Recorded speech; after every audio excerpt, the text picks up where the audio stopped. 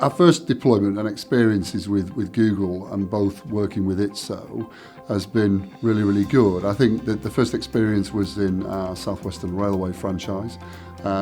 We obviously put a program team together and we had to get to know the ITSO Transit Hub. So we had to understand what ITSO had built over the last couple of years, and we also had to understand how Google and ITSO had brought those two pieces of technology together. So I think it was fairly easy from a program point of view.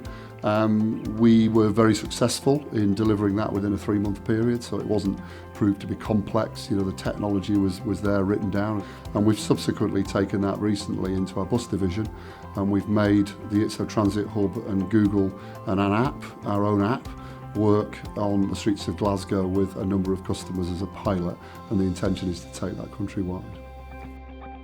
For me, and why ITSO Mobile is a fairly obvious question to answer, to be honest. And if you forget the technology, if you forget the card, it's still the only interoperable standard in the UK. And so the natural progression, given the success of the mobile and given the success of contactless, where that wasn't interoperable, was to move the card on the phone, which is where the public seem to want to go, is the more smartphone users we have.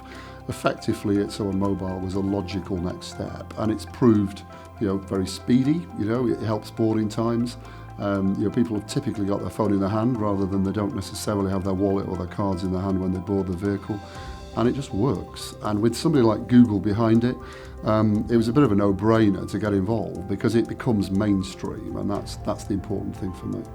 We're not doing technology which is unique to the bus industry or the rail industry. We're bringing in a world player with 50% of the world's handsets. I think the benefit it brings to our customers is, again, we're bringing public transport into a modern world. You only have to go and look at Paddington Station or any other railway station and realise that people still queue to buy tickets on the railway and still queue to buy booking offices and so on. And the government is, alongside the rail franchises, is looking to move that into a digital world. I think it's fair to say that the bus industry has moved there quicker than the rail industry, and I think working with products like the ITSO Transit Hub and Google has allowed us to effectively modernise what was an expensive product in a card, but it's allowed us to continue to interoperate, which is an important feature. From a customer point of view, it's a familiar device, so they don't have to learn anything differently.